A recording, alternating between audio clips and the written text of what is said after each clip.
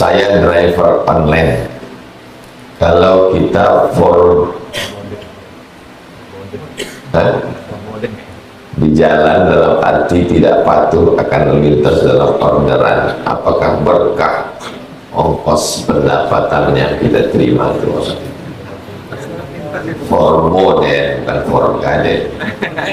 Verboden itu bahasa Belanda, bahasa Inggrisnya forbidden. Forbidden artinya dilarang, tidak boleh. Bahasa Belandanya verboden. Ini jalurnya jalur satu, lalu karena mau cepat mau lewat jalur, apakah hilang berkahnya? Saya berapa kali hampir menabrak orang di depannya. Kenapa? Karena banyak orang melanggar, karena jauh memutar, jadi melawan arah. Jadi masalah berkah hilang itu semua perbuatan yang mengganggu orang, menyakiti orang, menghilangkan berkah. Berkah itu artinya baik, kebaikannya hilang. Saya kalau mau lewat tentu saya nengok ke sana, tak mungkin nengok ke sana. Dia datang dari sini. Semua perbuatan yang mengganggu orang, menghilangkan berkah. Bukan masalah melanggar tak melanggar, asal mengganggu orang, menghilangkan berkah. Makanya perbuatan itu al-imanu bid'un wa sab'una syu'bah. Iman itu 70 cabang. A'laha cabang yang paling tinggi la ilaha illallah. Cabang yang paling rendah imatatul adza 'anit thariq, membuang sesuatu yang mengganggu dari jalan. Selalu diartikan duri, tidak hanya duri, batu, kayu, kotoran, semua yang mengganggu di jalan. Saya terganggu dengan baliho Pak Ustaz, baliho. Asal nengok baliho caleg yang cantik, hampir saya masuk paret Pak Ustaz. Semua yang mengganggu di jalan. Apa hukum membonsai tanaman? Soalnya ada merusak dan pemangkasan tanaman.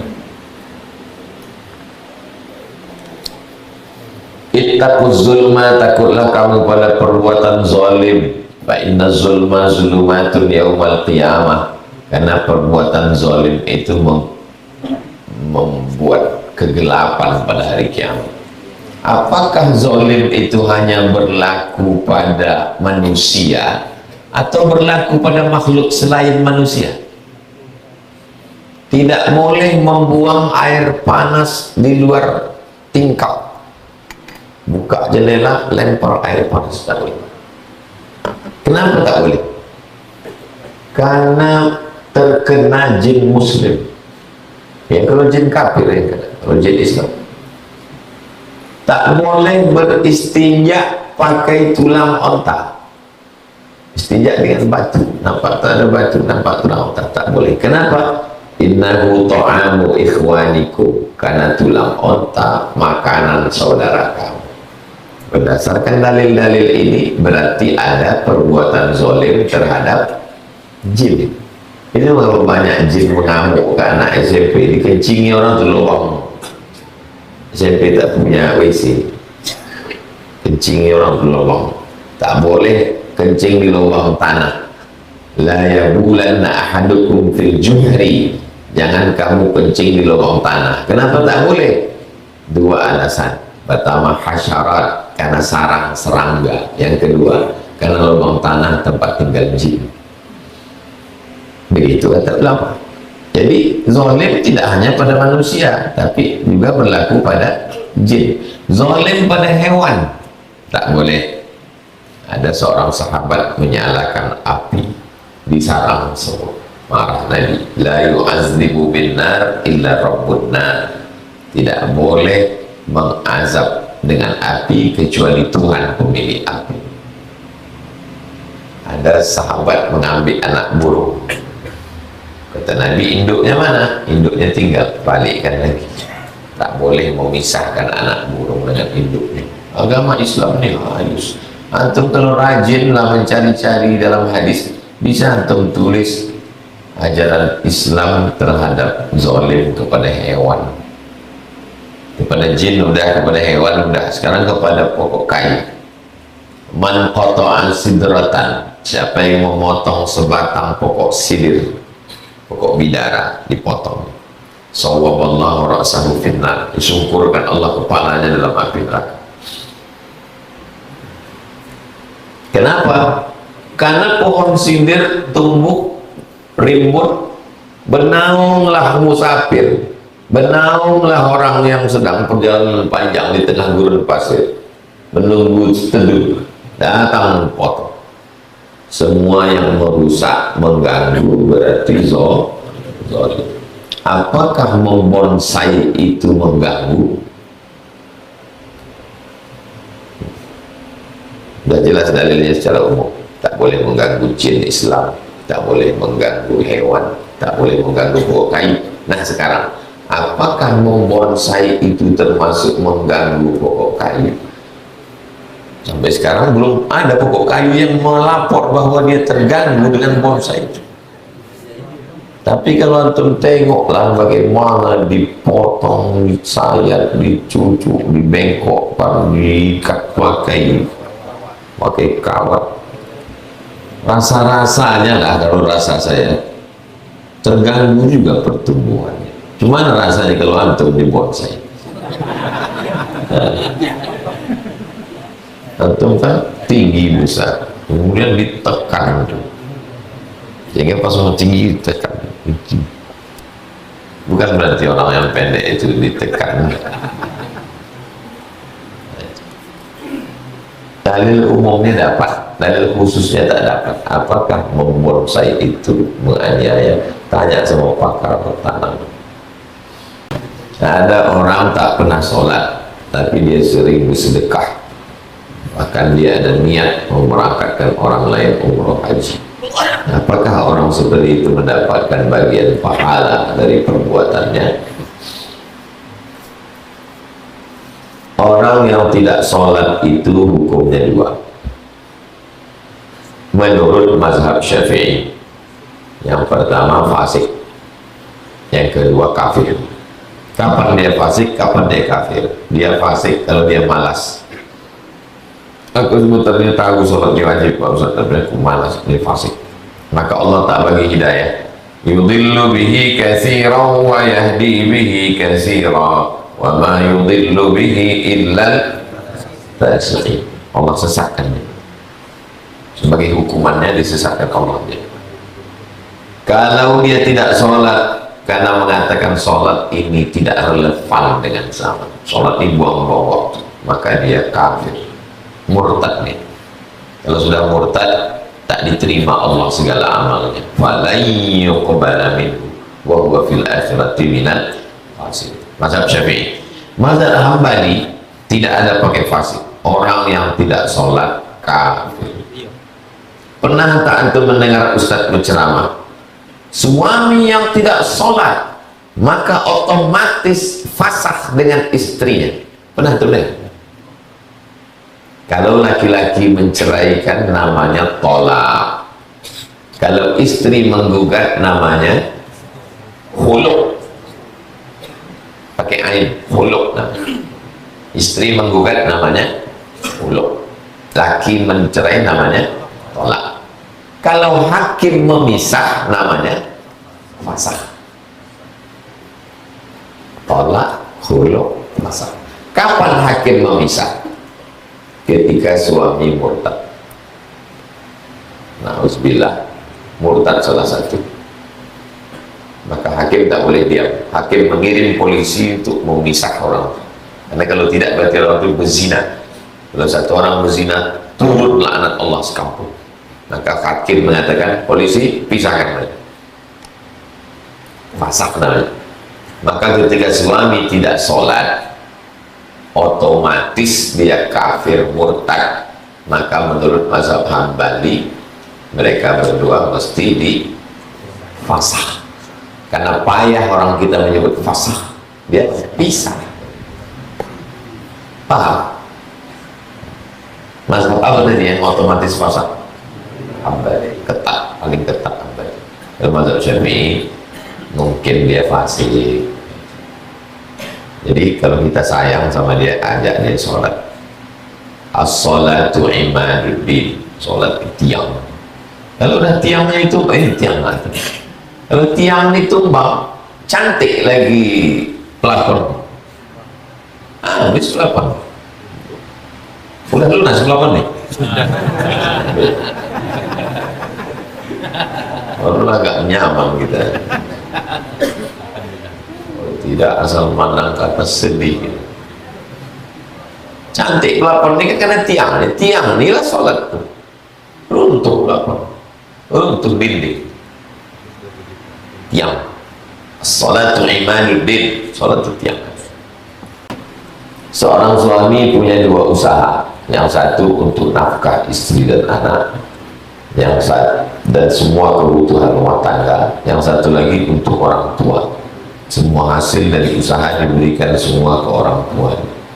Bagaimana hukum Islam? Karena saya tak boleh ikut campur dalam hasil usahanya itu. Bukankah istri punya hak atas segala harta suami?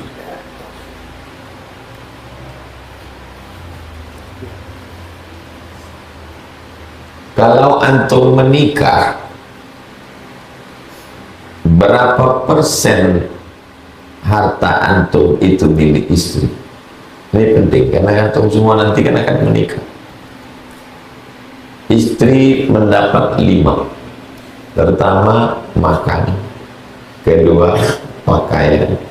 Ketiga, tempat tinggal. Keempat, pendidikan. Kelima, perhatian. Itu namanya makan, pakai, pendidikan, perhatian.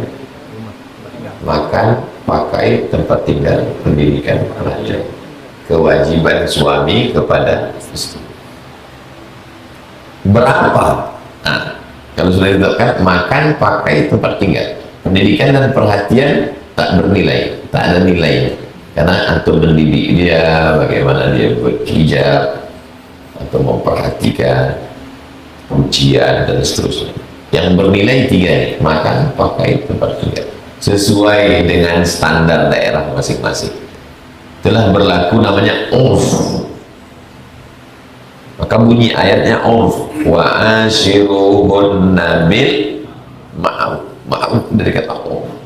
Pergaulilah istrimu itu dengan urf. Urf maksudnya berapa standar Pekanbaru, berapa standar Papua, tak sama. Di Pekanbaru ini belanja yang tak terlalu tinggi dan tak terlalu rendah, berapalah belanja untuk perempuan. Misalnya belanja 5 juta, berarti antum kasih 5 itulah hak nafkahnya.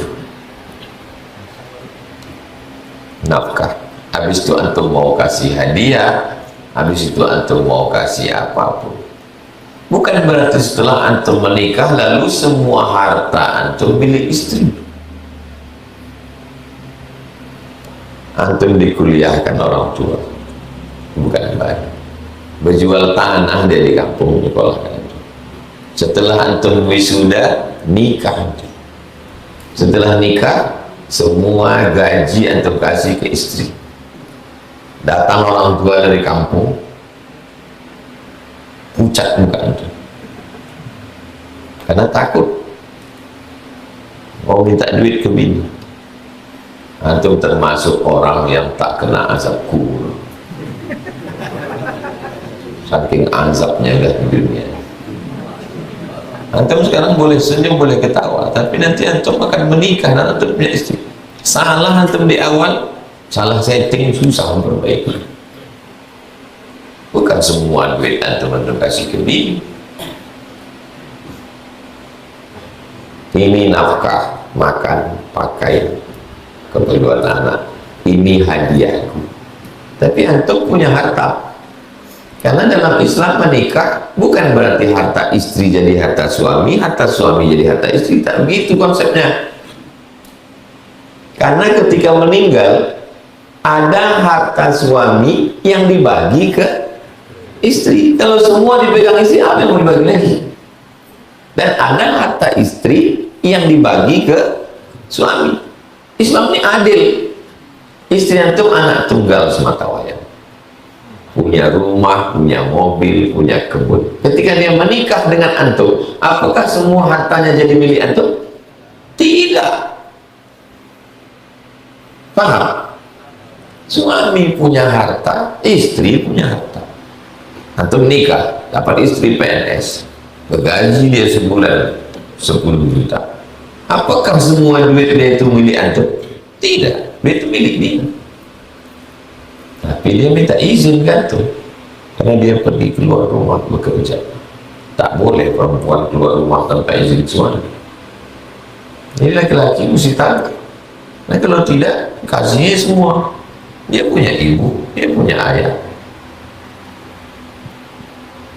Bisa aku minjam duit kau nak untuk buka puasa aku? Tunggu ya mak, aku tanya biniku dulu.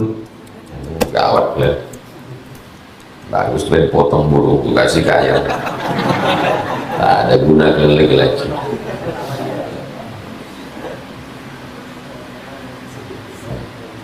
Jangan salah setting dari awal. Jelas? Berani kalian jelaskannya nanti? Kalau tak berani pakai rekaman video. Apa saja persiapan sebelum memasuki bulan suci Ramadan? Yang pertama, bersihkan diri kepada Allah dengan taubat nasuh.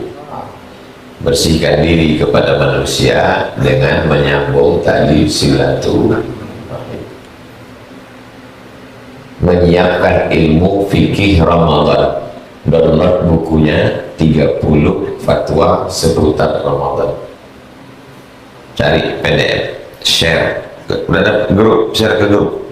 30 fatwa seputar Ramadan. Itu fikih dasar Ramadan. Saya susun dari 3 ulama. Syekh Yusuf Qaradawi, Syekh Atiyah Saqar, Syekh Ali Jum'ah. Siapkan budget agak lebih sedikit supaya buka puasa bisa berbagi kepada tetangga. Apalagi di situ ada anak yatim untuk bersedekah Ramadan. Utamakan bayar zakat menjelang Ramadan. Manfaat berzakat menjelang Ramadan, membantu saudara kita yang tak mampu bekerja di Ramadan supaya dia bisa berhenti kerja berat, supaya dia bisa puasa. Manfaat berzakat menjelang Ramadan, mudah ngitungnya. Karena kalau berzakat di luar Ramadan tak ingat. Saya dari dulu, dari sejak awal pulang 2008 sampai sekarang berzakat menjelang Ramadan, supaya seingat Ramadan ingat zakat. Berzakat menjelang Ramadan dapat pahala besar, karena bulan Sya'ban, bulan Ramadan, bulan mulia. Siapkan catatan, karena di bulan Ramadan minimal ada 5 pengajian. Kajian subuh, kajian duha, kultum zuhur, menjelang berbuka, dan isya menjelang tarawih. Siap. Sehingga Ramadan bermakna. Bagi kalian yang suka merekam, pergi ke masjid-masjid buat konten Ramadan. Ramadan 1445, Ustaz Saidul Amin, Ustaz Mawardi M. Saleh, Ustaz Bulan, full kajian Ramadan. Apakah boleh memberikan zakat mal kepada mertua, saudara kandung, ipar, kerabat dekat? Tidak boleh memberikan zakat kepada orang yang wajib dinafkahi. Anak, istri, orang tua, mertua wajib dinafkahi. Maka tak boleh kasih zakat. Yang boleh dikasih zakat orang yang tak wajib dinafkahi. Apakah saudara kandung wajib dinafkahi? Tidak. Maka kepada saudara kandung boleh kasih zakat. Kaedahnya tidak boleh berzakat kepada orang yang wajib dinafkahi. Maka tak boleh berzakat ke anak, tak boleh zakat ke istri, tak boleh zakat ke orang tua. Tapi ke ipar boleh, saudara kandung, kerabat boleh. Saat menyerahkan zakat mal, apakah ada penyebutan akad? Contoh kepada saudara kandung, bang, ini zakat malku untuk abang.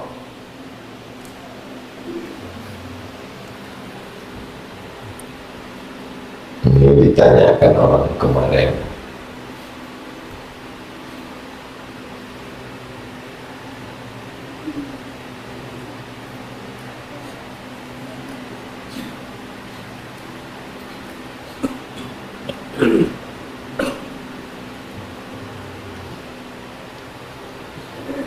Al-awwal, syarat yang pertama, ayyakunu minal asnaf al-thamaniyah.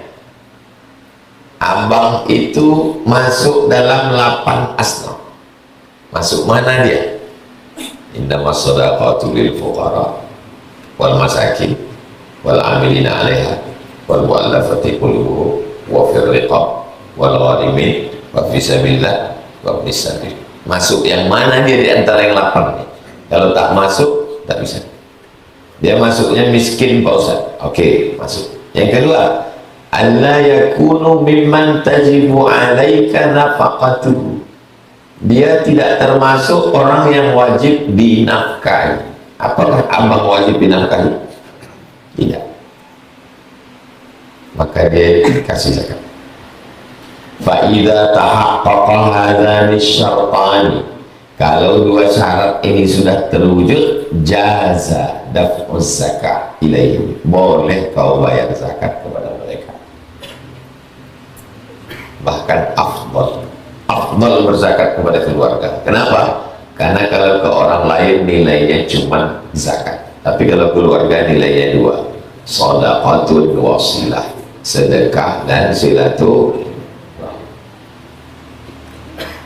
Apakah mesti dibilang, bang, ini zakat malku, wala yalzamu ikhbaruhum bikauniha zakat?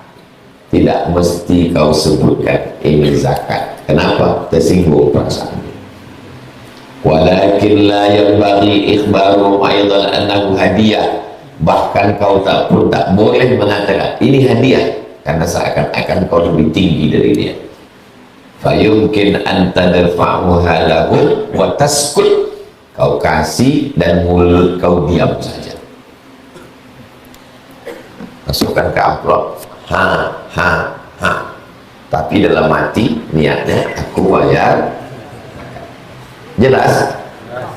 Kasihkan, ini zakatku ya bang, ini zakatku ya dek, kau kan fakir miskin. Boleh jaga perasaan orang.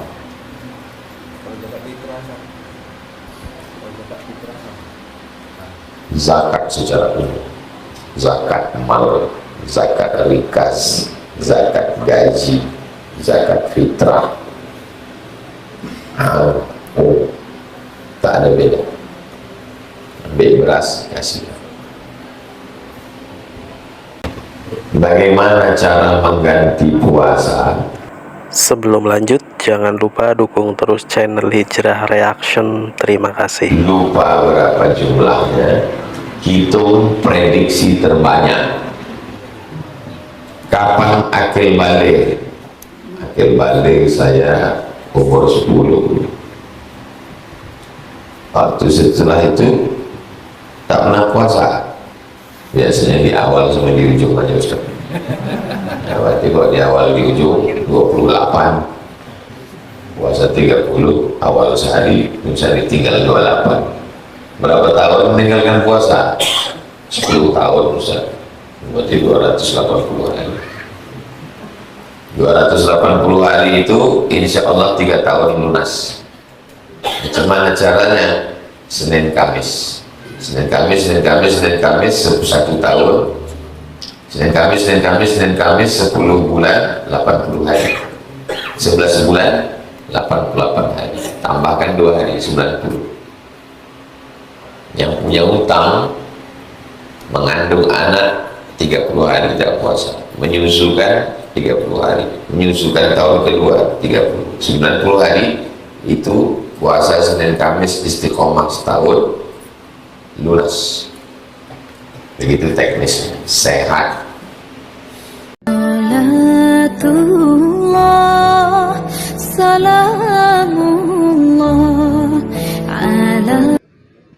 Assalamualaikum warahmatullahi wabarakatuh.